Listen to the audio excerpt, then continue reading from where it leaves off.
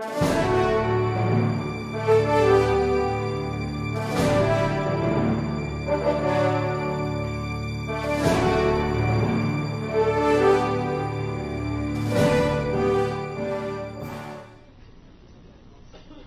may I ask my counsel, please, because that's already Your Honor, please, question. Your Honor, may I be recognized? May I be recognized, Your Honor? Who is the, identify yourself. The private prosecutor, Mr. President. Are you the one propounding the question to her? I have an objection, Mr. President. Go ahead. The objection is that this questioning is already beyond the scope of the direct examination, which was limited only, Mr. President, to the contents of a document. Yes. Whatever pertained to matters before the issuance of that certification or afterwards is beyond the realm of a correct cross-examination. If Your Honor, please, may we be allowed to inform counsel that cross-examination may deal with any matter taken up in the direct or connected therewith with sufficient fullness and freedom to determine bias or want of bias on the part of the witness, and thirdly, to elicit admissions pertinent to the point. When we... Objection overruled. Proceed. You know, in cross-examination, the chair allows a wide latitude to determine whether the witness is telling the truth or not. And anything that is suspect is open to cross-examination. Ano bang tanong? May pending question ba? Sir, may I refer to my counsel? You may.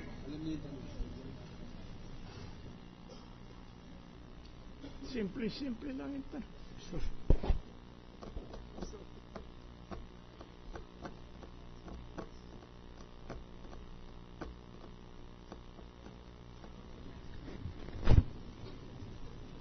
Sir, can you please repeat your question? Are you through? Are you through with your... Yes, sir. Thank you. Then answer the question. I was requesting the sir to My repeat question, the question. I think, is whether he is one of the most valuable client or important client of your bank. Sir, if you are asking if he has accounts with our bank, is that the question? So just kindly answer the question. I had a very simple question. You compared with your lawyer. I did not object. Siya ho ba'y isa sa important... Sir, if I confirm or deny, then I will be in violation of 1405. I So see. I cannot neither confirm nor deny. But you are not denying. Is that what you wanted to tell the court? I cannot comment on any question on if he has a bank account or not with us, or if he's a client. If we request for the issuance of a subpoena directing you to produce the bank accounts of Congressman Tupas in your bank, will you be able to do that?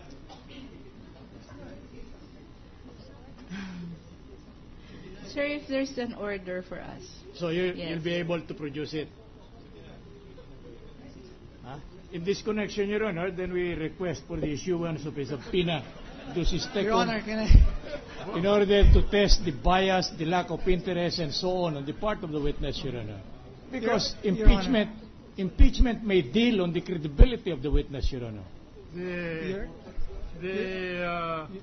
The bank account, if any, of the prosecutor has nothing to do with this case.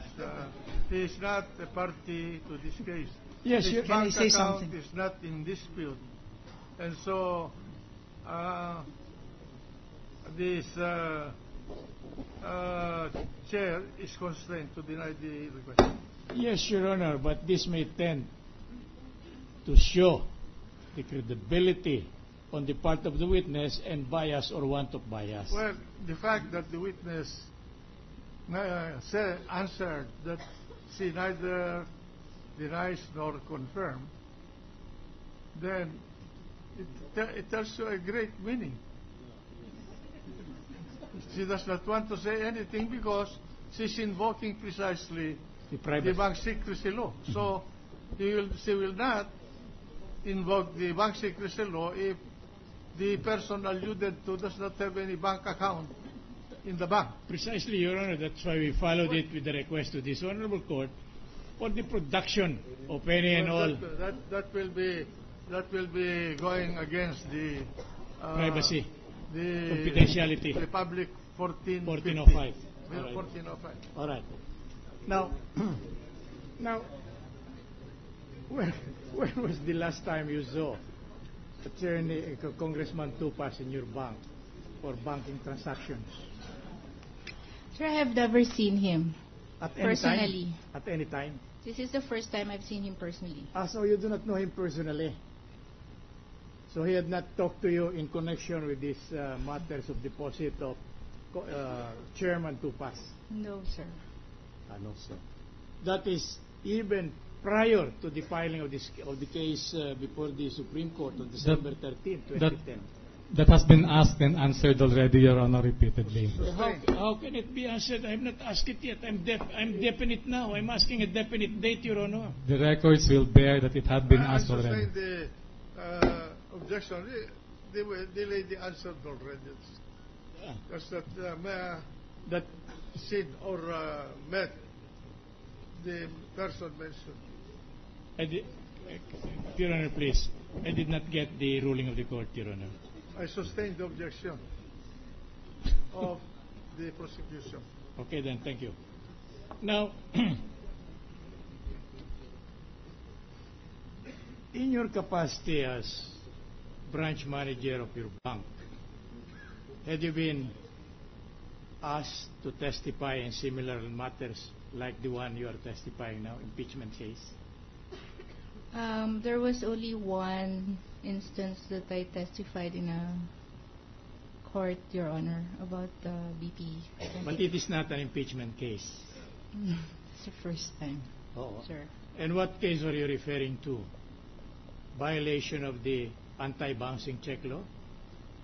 Is that what you wanted to tell the If court? I remember it right, sir. Anti-bouncing check. It has nothing to do whatsoever with your capacity as... What? I withdraw the question. Why were you asked to testify if it is only a case of prosecution for violation of the anti-bouncing check law? My assistant manager couldn't go, so I was the one who went. And you merely testified on records, Yes, based on record. not on personal knowledge, similar to this case now. No. That's all with the witness, Your Honor. No redirect, Your Honor. Senator Estrada, Senator Estrada, after the manifestation of Senator Drilon, Mr. Just a manifestation, Your Honor. Just to clarify on the record, I am in receipt of the notice of the Clerk of Court, Emma Reyes, dated February 13, 2012. It says, 4 honorable senator judges, subject subpoena ad testificandum et duces tecum, date February 13, 2012. Please be informed that per request of the House Panel of Prosecutors, the Honorable Presiding Officer of the Impeachment Court issued a subpoena ad testificandum et duces tecum to the following. Number 3, Miss Annabel Johnson, Branch Manager, PS Bank. So this was requested by the prosecution, and there was a statement in the later subpoena that it was upon my request. Yes, it was upon my request because the previous subpoena was not complied with. The misrepresentation of counsel for the defense is certainly clear because the subpoena is requested by the House of Prosecutors. In this connection, Your Honor, and fearful that this counsel, Your Honor, may again be ruled as out of order, we will just request for the marking of the subpoena, Your Honor, dated February 9 in the year of our Lord 2000. That's the objection. Mark it 61 for the defense, Your Honor, and the date acting on the and the entry acting on the request for issuance of subpoena of Senator Judge Franklin Drilon be underlined and marked as Exhibit 61-A. There's no objection. Mark it accordingly. Yes, just a manifestation that that statement is clearly an error because that subpoena was requested by the panel of prosecutors. Let all those statements stay in the record. The gentleman from San Juan. 62. Thank you, Mr. President.